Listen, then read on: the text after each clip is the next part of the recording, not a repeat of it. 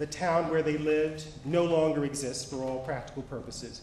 So I had to recreate it through interviews, work in historical archives, and talk with a lot of people who once lived there to tell me what the town was actually like and what my grandparents' role in that town.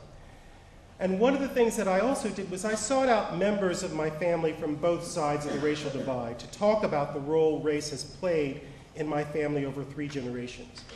And I often tell people that the interviews I did with some of my white family members were more difficult than the interview I did with an ex-Klansman for ever is a long time. And this is a little bit of an exaggeration, but there is an element of truth in that claim. Although these are people who were directly related by blood, and some of whom even claimed me as a relative, they could not admit their discomfort in talking about race for what they said was a fear of offending me. And there were certain points during those conversations where I actually injected into the conversation, please offend me. I wanted to be offended because I wanted to really engage in a dialogue with them. And once again, it's that fear of talking honestly about race that remains the biggest obstacle to an open discussion of race, even within an interracial family. And it brings up problems of talking about other issues such as the changing nature of race and what our move to a multicultural, multiracial, not post-racial society means to Americans.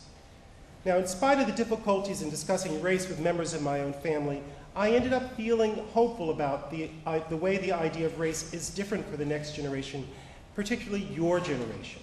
And I've come to believe that when it comes to issues of race and cultural identity and how we talk about them, the points of entry to the conversation take place when things are shared openly and honestly.